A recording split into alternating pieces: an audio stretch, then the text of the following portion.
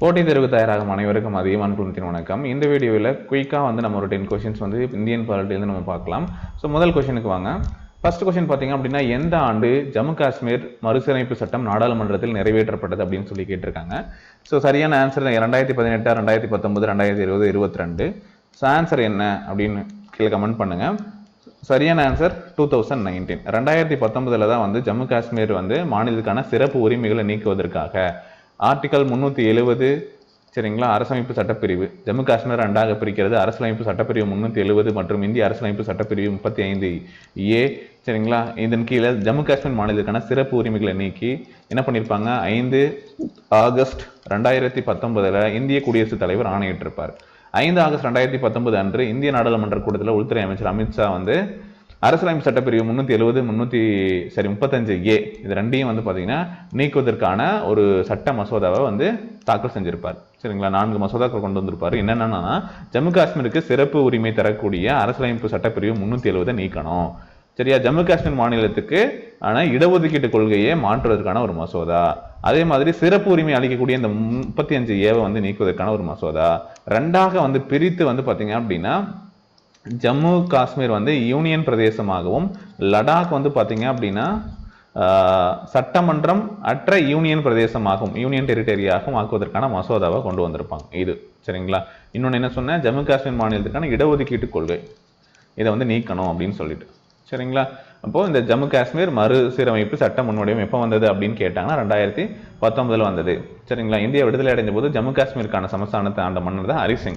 நீங்கள் புக்கில் படிப்பீங்க, பாலிட்டியில் வந்து கூட கடைசியாக வந்து பார்த்தீங்கன்னா ஒரு லெசன் இருக்கும் 12th, அதில் படிப்பீங்க. ஹரிசிங் ஜம்மு காஷ்மீர் சமஸ்தானம் அங்கு வாழக்கூடிய மக்களினுடைய நலன் கருதி சில நிபந்தனைகளோட ஜம்மு காஷ்மீர் சமஸ்தானத்தை இந்தியாவோட அப்போ சேர்த்திருப்பார். எப்போ 1949 இணைக்கிறதுக்காக சேர்த்திருப்பார். அப்போ மன்னர் ஹரிசிங்கனுடைய நிபந்தனைகளை நிறைவேற்ற என்ன பண்ணுவார், இந்திய அரசியலமைப்பு சட்டத்தில் சில திருத்தங்களை கொண்டு வந்து என்ன பண்ணியிருப்பாங்க, 370 ஜம்மு காஷ்மீர் பகுதி மக்களுக்கு சில சிறப்பு சலுகைகளை வழங்கியிருப்பாங்க. இப்போ அதை எல்லாமே கேன்சல் பண்ணிட்டாங்க. எல்லாத்துக்கும் ஒரே ஒரு அரசியலமைப்பு சட்டம் தான் அப்படிங்கிற மாதிரி சொல்லியிருப்பாங்க. சரிங்களா, இதில் என்னென்னலாம் சொல்லியிருப்பாங்க அப்படிங்கிறது தனி கேள்வி. ஸோ அதை நம்ம பார்க்கலாம். ஸோ அடுத்து நம்ம டீட்டெயிலாக போக போக இன்னும் டீட்டெயிலாக போயிட்டே இருக்கும்.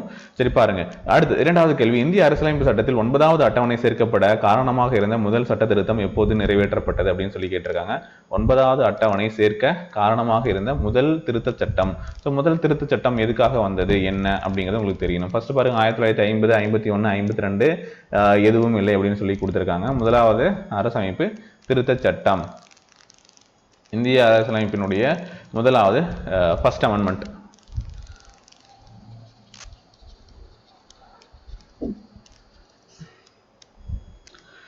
ஸோ சரியான ஆன்சர் என்ன,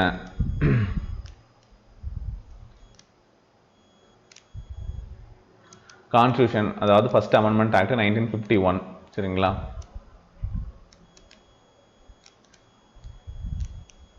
ஸோ இதை பற்றி பார்க்கணும் அப்படின்னா இது எங்கே வந்து சேஞ்சஸ் பண்ணாங்க அப்படின்னா, அடிப்படை உரிமைகளில் சில விதிகளில் பல மாற்றங்களை வந்து செஞ்சுருப்பாங்க.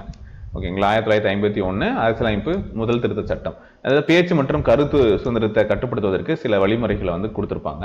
ஜமீன்தாரி ஒழிப்பு சட்டங்களை சரிபார்க்கறது, சமூகத்தில் நலிந்த பிரிவினருக்கு சிறப்பு பரிசீலனை வந்து செய்யக்கூடிய சட்டங்களை இயற்றுவதற்கான சமத்துவ உரிமை, சமத்துவத்திற்கான உரிமை வந்து, அதாவது இப்போ சமூகத்தில் நலிந்த மக்கள் இருக்காங்க, அவங்களுக்காக வந்து பார்த்தீங்கன்னா நம்ம சிறப்பு பரிசீலனை செஞ்சு சட்டங்களை வந்து இயற்றலாம் அப்படின்னு சொல்லுவோம். அப்போ அந்த இடத்துல வந்து எல்லாரும் சட்டத்தின் முன் சமம் அப்படிங்கிற அந்த சமத்துவத்திற்கான உரிமையை தடை செய்யாது அப்படின்னு தெளிவுபடுத்துறதுக்காக சில விஷயங்களும் சேர்த்திருக்காங்க. சரிங்களா, ஓகே. இது 1951 மே 10 அப்போதைய பிரதமராக இருந்த ஜவஹர்லால் நேரு அவர் மூலமாக முன்மொழியப்பட்டு எப்போ இந்த சட்டமாக்கப்பட்டது அப்படின்னா 1951 ஜூன் மாதம் 18 வந்து பார்த்தீங்கன்னா பாராளுமன்றத்தில் சட்டமாக்கப்பட்டிருக்கும். சரிங்களா, ஓகே.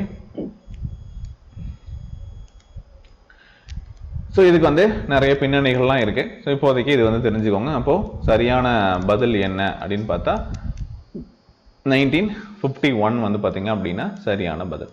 சரிங்களா, இதை நோட் பண்ணிக்கோங்க.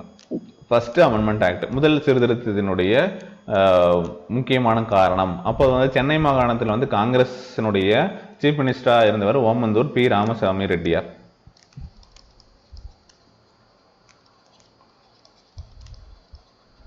ஆயிரத்தி 1947 அவர் பதவிக்கு வந்திருப்பாரு.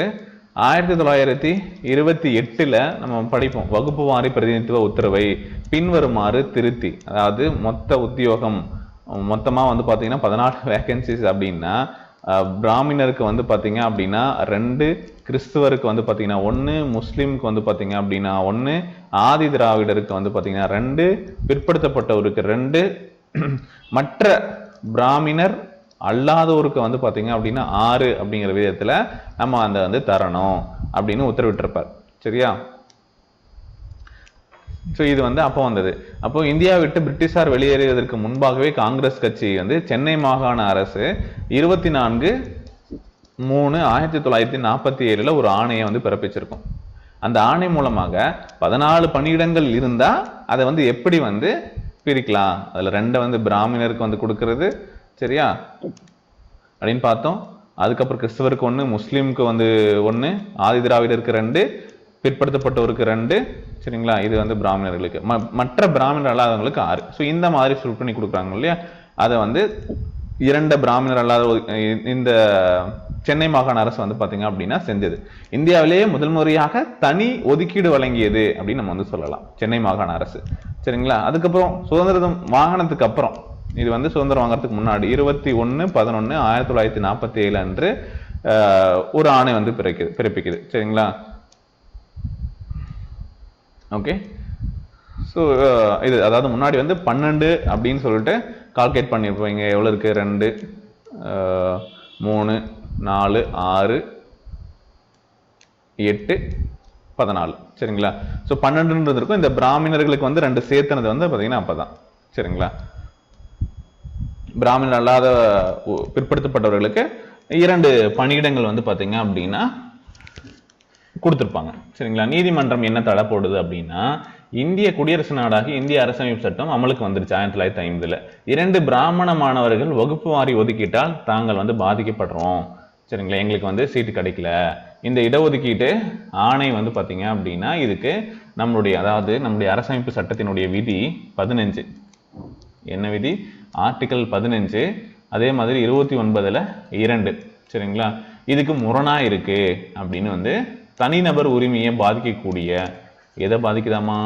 தனிநபர் உரிமையை பாதிக்கக்கூடிய இந்த வகுப்பு வாரி உத்தரவை ரத்து செய்ய வேண்டும் அப்படின்னு சொல்லிட்டு சென்னை ஹைகோர்ட்ல ஒரு வழக்கு போட்டிருப்பாங்க. ஓகே. இப்ப அந்த இந்திய அரசமைப்பு சட்டத்தை உருவாக்கிய கமிட்டியில் வந்து இடம்பெற்றிருப்பவர் வந்து பாத்தீங்க அப்படின்னா ஒருத்தர் இருப்பார். யாரு? அல்லாடி கிருஷ்ணசாமி. ஸோ இவர் தான் வந்து பார்த்தீங்க அப்படின்னா வழக்கறிஞராக வந்து பார்த்தீங்கன்னா இந்த வழக்கில் வாதாடி இருப்பாங்க. 1928 ஓரளவுக்காவது நடைமுறையில் இருந்த இந்த வகுப்பு வாரி பிரதிநிதித்துவ உத்தரவை நம்ம வந்து அரசியலமைப்பு சட்டத்தினுடைய 15வது விதிக்கும் 29ல் 2வது விதிக்கும் முரணானது அப்படின்னு சொல்லிட்டு ரத்து செய்ய உத்தரவிட்டு சென்னை உயர்நீதிமன்றம் தீர்ப்பு சொல்லிருச்சு. சென்னை மாகாண அரசு இந்த தீர்ப்பை எதிர்த்து என்ன பண்ணுது? உச்சநீதிமன்றம் போகுது. சரிங்களா? ஓகே. அவங்க என்ன சொல்றாங்க?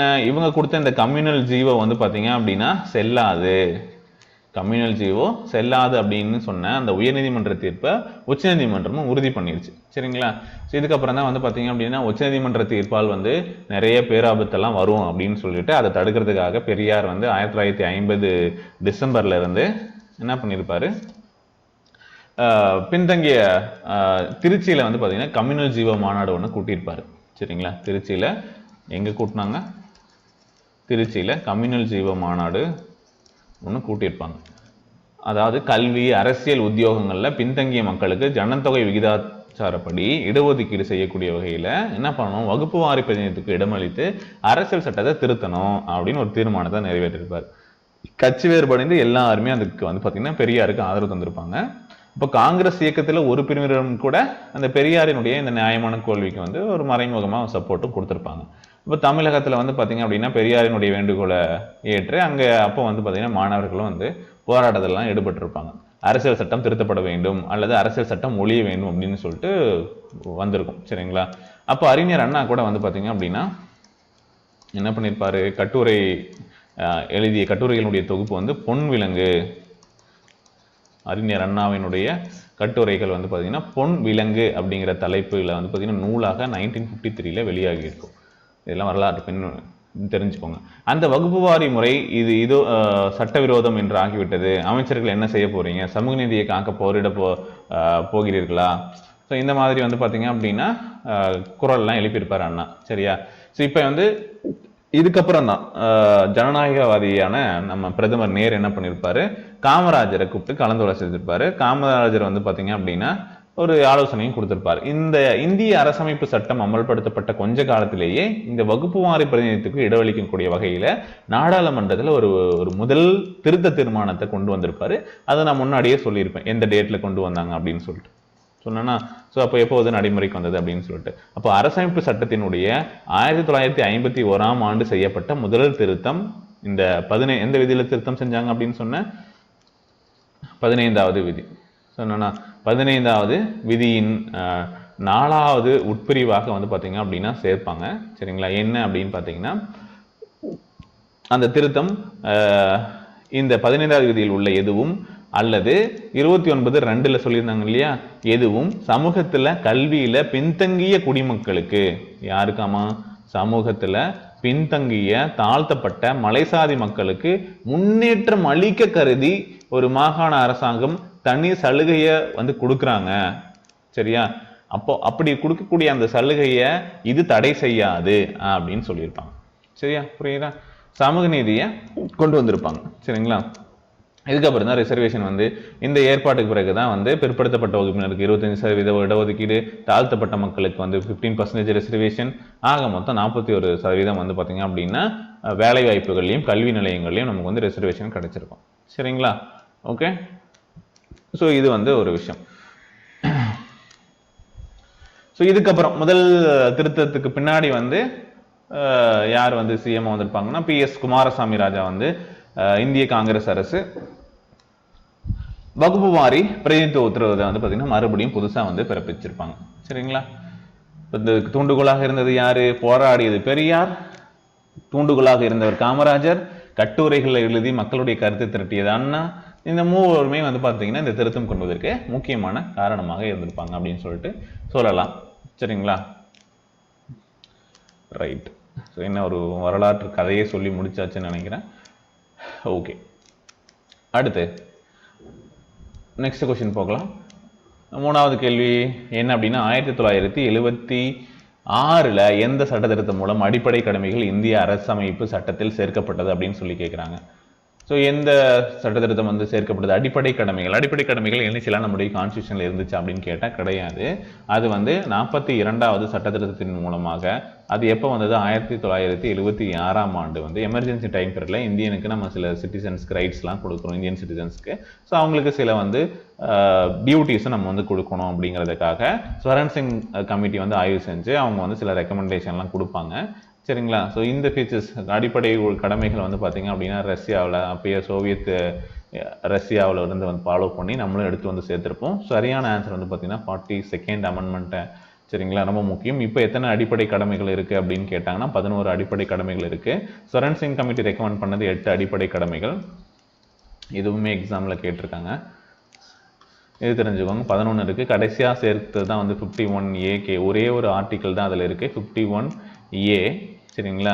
அதில் ABCD அப்படின்னு சொல்லிட்டு K வரைக்கும் வந்து பார்த்தீங்கன்னா 11 அடிப்படை கடமைகள் இருக்குது. சரிங்களா? அதை நோட் பண்ணிக்கோங்க. இது வந்து பார்த்தீங்கன்னா பகுதி 4A அப்படிங்கிறது மட்டும் அதில் வந்து சேர்த்திருப்பாங்க, அதுவும் தெரிஞ்சுக்கோங்க. இதெல்லாம் முக்கியமான கேள்விகளாக கேட்கலாம். அடுத்து பாருங்க, அரசியலமைப்பு சட்டத்தில் 1985ஆம் ஆண்டு 52வது சட்ட திருத்தத்தின் மூலமாக இணைக்கப்பட்ட 10வது அட்டவணை தொடர்பான விதி எது அப்படின்னு சொல்லி கேட்டிருக்காங்க. ஸோ இதுக்கு முன்னாடி ஒரு வீடியோவில் கூட நம்ம இதை பற்றி நம்ம பேசியிருப்போம். ஸோ 10வது அட்டவணை தொடர்பான 1985ஆம் ஆண்டு கொண்டு வரப்பட்டது தான் என்னது, கட்சித்தாவல் தடை சட்டம். சரிங்களா? ரொம்ப முக்கியமானது, அதன்படி இணைக்கப்பட்டது தான் இது. சரிங்களா? ரொம்ப முக்கியமான ஒரு இன்ஃபர்மேஷன். ஸோ ஆன்சர் என்னது, அடிப்படை கடமைகளா இப்போ தான் பார்த்தோம், இல்லை நில சீர்திருத்தமா, பஞ்சாயத்து ராஜ் சட்டமான கட்சித்தாவல் தடை சட்டம். ஓகேங்களா? இதை நோட் பண்ணிக்கோங்க. ரொம்ப முக்கியமான ஒரு கண்டென்ட். கட்சி மாறுதலுக்கான எதிரான ஒரு சட்டம் வந்து பார்த்தீங்கன்னா கொண்டு வந்திருப்பாங்க 1985ஆம் ஆண்டு 52nd கான்ஸ்டியூஷனல் அமெண்ட்மெண்ட் ஆக்ட். சரிங்களா? எந்த அட்டவணையில் சேர்த்திருப்பாங்க அப்படின்னா 10வது அட்டவணையில் சேர்த்திருப்பாங்க. ஓகே, இது நோட் பண்ணிக்கோங்க. ஏன்னா அந்த டைம் பீரியடில் வந்து பார்த்திங்க அப்படின்னா நிறைய கட்சி மாறுதல் நடக்கும். ஸோ 1967 ஹரியானாவை சேர்ந்த ஒரு எம்எல்ஏ என்ன பண்ணியிருப்பார், ஒரே நாளில் 3 கட்சிக்கு மாறியிருக்கார். எப்படி ஒரே நாளில் 3 கட்சிக்கு வந்து மாறியிருப்பார். ஸோ இந்த மாதிரி என்ன சொல்கிறது, மத்திய மாநில அரசு என்ன பண்ணோம் அப்படின்னா என்ன பண்ணுது, இப்படி மாறி மாறி சப்போர்ட் கொடுக்கறதுனால அரசு வந்து கவுளும் இல்லையா. அப்போது மாநில அரசுகளை தங்கள் அதிகாரத்திலிருந்து வீழ்த்திய மாநிலங்கள் முழுவதும் அரசியல் கட்சிகளை மாற்றுவது அப்படிங்கிறது பொதுவான முறை. அந்த டைம் பீரியட்லேருந்து கட்சி தாவலாம் ஒரு சாதாரண விஷயமா இருந்தது. சரிங்களா. ஸோ இதை எப்படியாவது வந்து பார்த்தீங்க அப்படின்னா தடுக்கணும் அப்படிங்கிறதுக்காக பணம் கிடைக்குது அப்படிங்கிற ஒரு காரணத்துக்காக வந்து ஒரு சட்டமன்ற உறுப்பினர் கட்சி மாறினால் அவர்களை வந்து நாடாளுமன்றத்திலிருந்து, அதாவது சட்டமன்ற உறுப்பினர் நாடாளுமன்ற உறுப்பினர் இருந்தால் நாடாளுமன்றத்திலிருந்து ஒதுக்கி வைப்பது, சில காலம் தேர்தலில் வந்து போட்டியிட தடை விதிக்கணும் அப்படின்னு சொல்லிட்டு எந்த கமிட்டி சொல்லுது அப்படின்னா சவான் கமிட்டி அப்படின்னு சொல்லிட்டு ரெக்கமெண்டேஷனை கொடுக்குறாங்க. சரிங்களா. ஸோ ராஜீவ்காந்தி ஆட்சியில் தான் வந்து பார்த்திங்கன்னா இந்த கட்சி தாவல் தடை சட்டம் ஸ்டார்ட் பண்ணியிருப்பாங்க. ஓகேங்களா. இது ஒரு முக்கியமான விஷயம், இதையும் நோட் பண்ணிக்கோங்க. இதில் நிறைய சேஞ்சஸ்லாம் பண்ணியிருப்பாங்க பின்னாடி. ஸோ அது என்னென்ன வரக்கூடிய வகுப்புகளை நம்ம வந்து பார்க்கலாம். சரிங்களா. ஓகே. எவ்வளோ பேருக்கு இப்பயும் வந்து மாறுறாங்க. ஒரு கட்சியிலேருந்து அப்படியே ஒரு குறிப்பிட்ட மெம்பர்ஸ் மாறினா அது வந்து பார்த்திங்கன்னா கட்சி தாவலை கன்சிடர் பண்ண மாட்டாங்க. அது மாதிரி சில விஷயங்கள்லாம் இருக்குது, எக்ஸப்ஷன் இருக்குது. என்னென்ன அப்படிங்கிறத பார்க்கலாம். சமீபத்தில் இந்த மாதிரி ஏதாவது நியூஸ் வந்ததுன்னா அது என்ன அப்படிங்கிறதெல்லாம் படித்து வைங்க.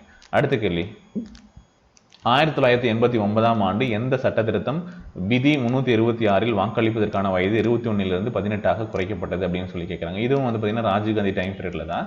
சரிங்களா. எந்த ஆர்டிக்கிளில் சேஞ்சஸ் பண்ணாங்க அப்படின்னு கேட்டிருக்காங்க.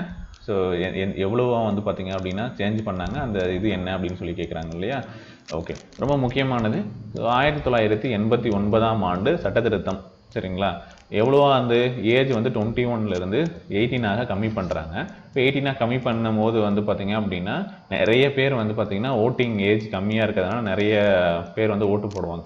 இந்த டைம் பீரியடில் தான் வந்து பார்த்திங்கன்னா election commission chief election commissioner கூட இன்னும் 2 பேர் வந்து தேவைப்படும் அப்படின்னு சொல்லிட்டு ஃபஸ்ட்டு டைம் வந்து இன்க்ரீஸ் பண்ணியிருப்பாங்க. ஒருத்தர் தான் வந்து இருந்திருப்பாங்க. இப்போ கூடுதலாக வந்து 2 எலெக்ஷன் கமிஷனர்லாம் பண்ணதும் இந்த டைம் தான். இதுவுமே வந்து அடிக்கடி எக்ஸாமில் கேட்கக்கூடிய கேள்வி. ஸோ 1989 வந்த அந்த constitutional amendment act 61st constitutional amendment act, அதை நோட் பண்ணிக்கோங்க. 61வது. சரிங்களா. 61வது சட்ட திருத்தம். சரிங்களா. அதில் வந்து என்ன பண்ணுறாங்க, இந்திய குடிமகனாக இருக்கக்கூடிய ஒவ்வொரு நபரும் வந்து பார்த்திங்கன்னா 18 வயது ஆயிருந்தா, 18 வயதுக்கு குறையாதவராக இருந்தால் அந்த தேதியில் பொருத்தமான சட்டமன்றத்தால் வந்து பார்த்திங்க அப்படின்னா அவர் வந்து இந்திய குடிமகனாக இருக்கும் பட்சத்தில் வந்து என்ன பண்ணலாம், வாக்குரிமை அடிப்படை வாக்கு வந்து செலுத்தலாம் அப்படிங்கிறத வந்து கொடுத்துருக்காங்க. சரிங்களா.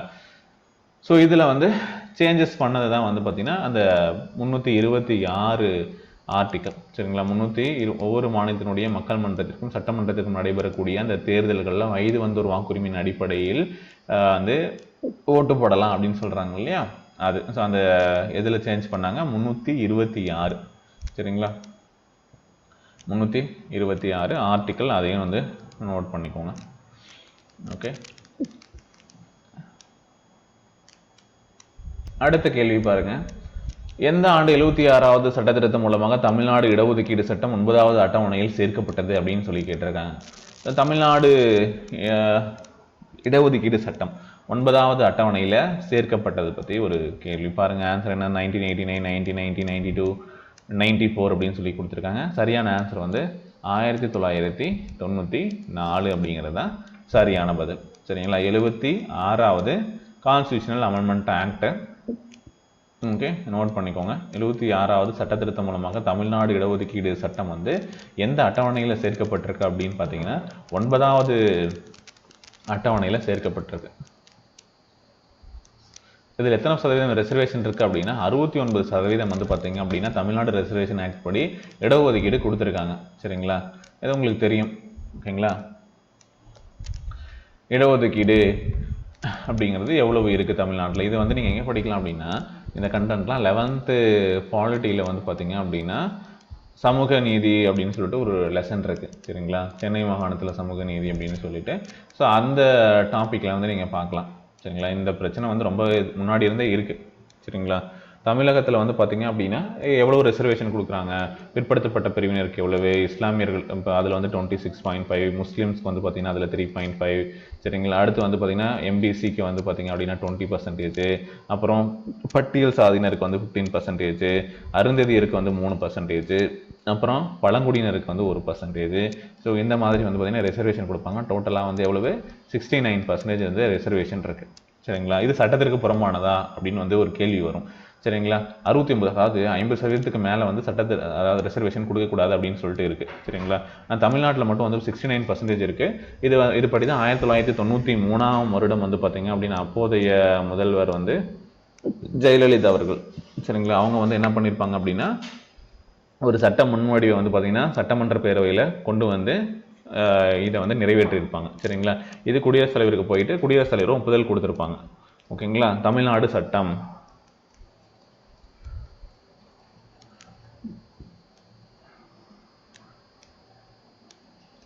45 1994. சரிங்களா? அதில் ஆர்டிக்கல் இது வந்து தமிழ்நாடு சட்டம். சரிங்களா? சட்டமானது. இந்த சட்டம் அரசியலமைப்பு சட்டத்தினுடைய பிரிவு 31B, அதை நோட் பண்ணிக்கோங்க. 31 பிரிவு பியின் கீழே, சரிங்களா, பாதுகாப்பு பெறக்கூடிய விதமாக 9வது அட்டவணையில் வந்து சேர்த்துட்டாங்க அப்படின்னா அதில் வந்து யாரும் கேள்வி கேட்க முடியாது, நீதிமன்றம் தலையிட்டு கேள்வி கேட்க முடியாது அப்படிங்கிறதுக்காக அதில் சேர்த்துவாங்க. சரிங்களா? ஓகே. ஸோ ஜுடிஷியல் ரிவ்யூவில் வந்து இதையும் நம்ம வந்து படிப்போம். இப்போ தெரிஞ்சுக்கோங்க. ஓகேங்களா? 9வது அட்டவணையில் சேர்த்துருக்காங்களா அப்படின்னு சொல்லிட்டு. சரிங்களா? ரைட். இது சம்மந்தமாக ஒரு வழக்கம் வரும். ஸோ ஆன்சர் வந்து 94 சரியான பதில். சரிங்களா? அடுத்த கேள்வி, 2002ஆம் ஆண்டு 86வது சட்டத்திருத்தம் மூலமாக அரசமைப்பு சட்டத்தின் மூலமாக சேர்க்கப்பட்ட புதிய விதிகள் என்ன அப்படின்னு சொல்லி கேட்டிருக்காங்க. அமெண்ட்மெண்ட்டா? சரி பாருங்க. ஸோ மறுபடியும் வந்து சேர்க்கப்பட்ட புதிய விதிகள் என்னன்னு கேட்டிருக்காங்க. 86th கான்ஸ்டியூஷனல் அமெண்ட்மெண்ட் ஆக்ட் மூலமாக, நான் ஏற்கனவே சொல்லியிருந்தேன் ஃபண்டமெண்டல் டியூட்டிஸில் 10 இருந்தது, பின்னாடி ஒன்று சேர்த்திருப்பாங்க அப்படின்னு சொல்லிட்டு. சரிங்களா? First 1976 42nd அமெண்ட்மெண்ட்டில். சரிங்களா? ஸோ அதில் 11வதாக சேர்க்கப்பட்டது தான் இந்த 2002 வந்த 86வது கான்ஸ்டியூஷனல் அமெண்ட்மெண்ட் ஆக்ட். அதன்படி 21A 51AK வந்து பார்த்தீங்க அப்படின்னா சில சேஞ்சஸை கொண்டு வந்திருப்பாங்க. சரியா? 21A 51AK. சரிங்களா? இந்த கேபிட்டல் ஏ போட்டது எல்லாமே அமெண்ட்மெண்ட் மூலமாக சேர்க்கப்பட்டது. ஓகே, அது தெரிஞ்சுக்கோங்க. அதுதான் கல்வி சம்பந்தமாக அப்படின்னு சொல்லிட்டு நம்ம பார்த்தோம் இல்லையா? கல்வி வழங்குவது பெற்றோருடைய கடமை. சரிங்களா? ரைட்டு. அடுத்த கேள்வி பாருங்க. 8வது 44வது அரசியலமைப்பு திருத்தம் 1978 படி எந்த அடிப்படை உரிமை பகுதி 3 நீக்கப்பட்டு பின் பகுதி 12 சேர்க்கப்பட்டது அப்படின்னு சொல்லி கேட்டிருக்காங்க. ஸோ அடிப்படை உரிமைகளை பார்க்கும்போது ஸ்டார்டிங்கில் நமக்கு 7 அடிப்படை உரிமைகள் இருந்தது. இப்போ எத்தனை வந்து ஃபண்டமெண்டல் ரைட்ஸ் இருக்குது அப்படின்னு பார்த்தீங்கன்னா 6 இருக்குது. சார் இது ஒன்று என்னதான் நீக்கினாங்க அப்படின்னு பார்த்தீங்கன்னா அது சொத்து உரிமை. சொத்து உரிமை வந்து பார்த்தீங்க அப்படின்னா இப்போது அடிப்படை உரிமைகள்லேருந்து சட்ட உரிமையாக மாற்றப்பட்டிருக்கு. சரிங்களா? அது எங்கே இருந்துச்சு அப்படின்னு பார்க்கும்போது நம்மளுடைய ஃபண்டமெண்டல் ரைட்ஸ் இருந்தது. ஸோ அதை தான் வந்து தூக்கிட்டாங்க அப்படின்னு சொல்லிட்டு பார்க்குறோம். ஸோ ஆன்சர் வந்து சொத்து உரிமை. சரிங்களா? அதை நோட் பண்ணிக்கோங்க. எப்போ வந்து எந்த அமெண்ட்மெண்ட் மூலமாக 44வது 1978ஆம் ஆண்டு வந்து பார்த்தீங்கன்னா நீக்கியிருக்காங்க. சரிங்களா? 300A வந்து பார்த்தீங்க அப்படின்னா பகுதி 12 இந்த சொத்துரிமை வந்து பார்த்தீங்கன்னா ஒரு சட்ட உரிமையாக ஆர்டிக்கல் 300A வந்து பார்த்தீங்க அப்படின்னா வச்சுருக்காங்க. சரிங்களா? இதை நோட் பண்ணிக்கோங்க. இது வந்து கேட்கலாம். 300A கீழே வந்து இது வந்து ஒரு சொத்துரிமை வந்து பார்த்தீங்க அப்படின்னா இருக்குது 44வது திருத்த சட்டத்துக்கு அப்புறம். சரிங்களா? இது வந்து அதாவது 31 அதில் வந்து நீக்கிட்டு என்ன பண்ணியிருப்பாங்க அப்படின்னா 300A அப்படிங்கிறது அரசியலமைப்பினுடைய பகுதி, எந்த பகுதி இங்கே கொடுத்துருக்காங்க இல்லையா, பகுதி 12 300A அப்படிங்கிறது சேர்த்திருப்பாங்க. சரிங்களா? ரைட்டு. இது முக்கியமானது, நோட் பண்ணிக்கோங்க. அடுத்த கேள்வி என்னது? விதி 13 கீழ் அரசியலமைப்பு திருத்தம் என்பது சட்டம் என்ற வரையறைக்குள் வராது என்றாலும் எந்த வழக்கின் தீர்ப்பில் உச்சநீதிமன்றம் அடிப்படை உரிமை என்பது அடிப்படை கட்டமைப்பு அப்படின்னு சொல்லியிருக்காங்கன்னு சொல்லி கேட்டிருக்காங்க. விதி 13 கீழ் அரசியலமைப்பு திருத்தம் அப்படிங்கிறது சட்டம் என்ற வரையறைக்குள் வராது என்றாலும் எந்த வழக்கின் தீர்ப்பில் உச்சநீதிமன்றம் அடிப்படை உரிமை என்பது அடிப்படை கட்டமைப்பு என கூறியது. சரிங்க, இது வந்து மினர்வா மில்ஸ் வழக்கு, இந்திரா சகானி வழக்கு, கேசவானந்த பாரதி, சரியா, இல்லை எஸ்ஆர் பொம்மை வழக்கு அப்படின்னு சொல்லி கேட்டிருக்காங்க. ஓகே, வழக்கில் வந்து சில கான்ஸ்டியூஷனில் நிறைய ஃபண்டமெண்டல் ரைட்ஸ் ரிலேட்டடாக நிறைய வழக்குகள் இருக்கும். சரிங்களா, ஸோ அதில் வந்து பார்த்திங்கன்னா இந்த வழக்குகள்லாம் முக்கியம். அதாவது நம்மளுடைய நீங்கள் அரசியலமைப்பை திருத்தம் செய்யலாமா கூடாதா அப்படின்னு சொல்லிட்டு சில கேள்விகள் வரும்போது திருத்தம் செய்யலாம் அப்படின்னு சொல்லிட்டு ஒரு பக்கம் சொல்கிறாங்க. அப்படி திருத்தம் செய்யலாம் அப்படின்னா எப்படி திருத்தம் செய்யலாம் அப்படின்னா அதனுடைய அரசியலமைப்பு கான்ஸ்டியூஷனுடைய பேசிக் ஸ்ட்ரக்சர், அதுதான் வந்து அடிப்படை கட்டமைப்பு. பேசிக் ஸ்ட்ரக்சரை மாற்றாமல் நீங்கள் வந்து என்ன பண்ணலாம், கான்ஸ்டியூஷனை திருத்தம் பண்ணலாம், அதாவது அமெண்ட்மெண்ட் செய்யலாம் அப்படின்னு சொல்கிறாங்க. சரிங்களா, ஸோ இது வந்து செல்லும் அப்படின்னு தான் சொன்னது வந்து எது அப்படின்னு சொல்லி கேட்டிருக்காங்க. சரிங்களா, இது வந்து இந்த மாதிரி மாற்றலாம் அப்படின்னு சொல்லக்கூடியது. சரியா, மாற்றலாம் அப்படின்னு சொல்லக்கூடிய அந்த வழக்கு எது, எந்த வழக்கு வந்து சொல்லுது அப்படின்னு சொல்லி கேட்டிருக்காங்க. அது வந்து கேசவானந்த பாரதி வழக்கு. சரிங்களா, கேசவானந்த பாரதி வழக்கு, ஆப்ஷன் சி. வழக்குகள் பற்றி நம்ம தனியாக டீட்டெயிலாக படிக்கணும். சரி, அடுத்து அடிக்கடி கேட்கக்கூடிய கேள்வி தான் லாஸ்ட் ஒன். 102வது அரசியலமைப்பு திருத்தம் 2018 படி அரசியலமைப்பு சார்ந்த அமைப்பாக மாற்றப்பட்ட தேசிய பிற்படுத்தப்பட்டோர் ஆணையம் எந்த விதியின் கீழே நியமிக்கப்பட்டது அப்படின்னு சொல்லி கேட்டிருக்காங்க. லாஸ்ட் ஒன், அதாவது 102வது அரசியலமைப்பு திருத்த சட்டம் படி தேசிய பிற்படுத்தப்பட்டோர் ஆணையம் வந்து எந்த விதியின் கீழே நியமிக்கப்பட்டது அப்படின்னு சொல்லி கேட்டிருக்காங்க. 338 ஏவா 338 பியா அப்படின்னு சொல்லி கேட்டிருக்காங்க. சரிங்களா, 368 அப்படிங்கிறது வந்து என்ன, 368 வந்து பார்த்தீங்க அப்படின்னா கான்ஸ்டியூஷனல் அமெண்ட்மெண்ட்டு செய்யக்கூடியது, அரசியலமைப்பு சட்ட திருத்தம் எப்படி செய்வாங்க அப்படிங்கிறத பற்றி சொல்லக்கூடியது. சரிங்களா, 368 நான் சொல்கிறது. சரிங்களா, இப்போ 338B வந்து பார்த்தீங்க அப்படின்னா national commission for backward class ஒன்று இருக்குது, பிற்படுத்தப்பட்ட வகுப்பினருக்கான தேசிய ஆணையம். இது 338B பிரிவு மூலமாக ஒரு அரசியலமைப்பு அமைப்பாக உருவாக்கப்பட்டது. சரிங்களா, இது வந்து என்ன பண்ணும், சமூக ரீதியாகவும் கல்வி ரீதியாகவும் பின்தங்கிய வகுப்பினர் தொடர்பான பிரச்சனைகளை ஆய்வு செய்து கண்காணிக்கக்கூடியது. இது வந்து பார்த்திங்கன்னா பிற்படுத்த வகுப்பினருக்காக வந்து பார்த்திங்கன்னா ஏற்கனவே தேசிய ஆணைய சட்டம் 1993 இருக்கு, அதற்கு பதிலாக மாற்றப்பட்டது தான் இது. சரிங்களா, ஓகே, அதாவது புகார்களை கவனிக்கவும் பிற்படுத்த வகுப்பினருக்கு உதவவும் வந்து பார்த்திங்கன்னா இந்த திருத்த சட்டம் ஹெல்ப் பண்ணுது. சரிங்களா, இவங்க என்ன பண்ணலாம், அரசாங்கங்களுக்கு ஆலோசனை வழங்கலாம், அதனுடைய நிலைமையை வந்து பார்த்தீங்கன்னா எப்படி இருக்குன்னு சொல்லிட்டு ஆய்வு செய்யலாம். சரிங்களா, இது தெரிஞ்சுக்கோங்க. ஸோ 102வது அரசமைப்பு சட்ட திருத்தம் அப்படிங்கிறது அரசியலமைப்பு சார்ந்த அமைப்பாக மாற்றப்பட்ட தேசிய பிற்படுத்தப்பட்ட ஆணையம் எதன் கீழே உருவாக்கப்பட்டது அப்படின்னு கேட்டாங்கன்னா எது, 338B. சரிங்களா, 1. அப்புறம் என்ன ஆர்டிக்கிள் வந்து புதுசாக சேர்த்தாங்க அப்படின்னு பார்க்கும்போது 342A. ஸோ இதன் மூலமாக என்ன சொல்கிறாங்க அப்படின்னு பார்த்தா இந்த 342A வந்து இந்த அமெண்ட்மெண்ட் மூலமாக சேர்த்துருப்பாங்க. சரிங்களா, 2018 102வது அரசியலமைப்பு திருத்த சட்டத்தின்படி ஒவ்வொரு மாநிலத்திலையும் நம்ம யூனியன் பிரதேசத்திலையும் உள்ள பிற்படுத்தப்பட்ட வகுப்பினரை நீங்கள் அடையாளம் வந்து கண்டு யாரு பார்க்கணும், பிரசிடென்ட் வந்து பார்த்தீங்க அப்படின்னா அதை பண்ணலாம், அவருக்கு அதிகாரம் இருக்கு. இடஒதுக்கீடுகள் சலுகைகளுக்காக ஜனாதிபதி வந்து பார்த்தீங்க அப்படின்னா ஒரு குழுக்களை வந்து பார்த்தீங்கன்னா உருவாக்கலாம். சரிங்களா, அதுவும் சொல்லுது. ஓகே, சமூகத்தில் கல்வியில் பின்தங்கிய வகுப்பினரை மேம்படுத்துவதற்காக நோக்கமாக கொண்டது தான் இது. சரிங்களா, அப்போது 102வது அரசியலமைப்பு திருத்தத்தின் காரணமாக அரசியலமைப்பு 338B மற்றும் 342A ஆகிய 2 பிரிவுகள் வந்து சேர்க்கப்பட்டது. 338B அப்படிங்கிறது அந்த national commission for backward class உடைய அமைப்பு எப்படி இருக்கும், பொறுப்பு எப்படி என்னது, அதிகாரம் என்னன்னு சொல்லக்கூடியது இது. ஓகேவா, 342A குடியரசுத் தலைவரினுடைய அதிகாரத்தை பற்றி சொல்லக்கூடியது. சரிங்களா, ஸோ இதை வந்து நோட் பண்ணிக்கோங்க. ஓகே, 342 வந்து பார்த்தீங்கன்னா சோசியலி அண்ட் எஜுகேஷனலி பேக்வர்ட் கிளாஸஸை வந்து பார்த்தீங்க அப்படின்னா வகைப்படுத்துறதுக்காக உருவாக்கப்பட்டது. சரிங்களா? பேக்வேர்ட்னஸ்க்கான ஒரு பராமீட்டரை வந்து பார்த்தீங்கன்னா இது வந்து சொல்லலை. ஆனால் பிரசிடென்ட் வந்து டிசைட் பண்ணலாம். ஓகே, அவர்கிட்ட இருக்கக்கூடிய இன்ஃபர்மேஷன், அவருக்கு கொடுக்கக்கூடிய ரெக்கமெண்டேஷனை பேஸ் பண்ணி அவர் வந்து பேக்வேர்ட் கிளாஸுங்கிறத டிட்டர்மைன் பண்ணலாம் அப்படின்னு சொல்லுது. சரிங்களா? Okay, right. ஸோ அப்போ வந்து ரெண்டும் நோட் பண்ணிக்கோங்க. சரியா? ஸோ அடுத்த வீடியோவில் இது போல் இன்னும் சில கேள்விகளை நம்ம வந்து பார்க்கலாம். ஸோ இந்த வீடியோ பிடிச்சா லைக் பண்ணுங்கள், ஷேர் பண்ணுங்கள். தேங்க்யூ.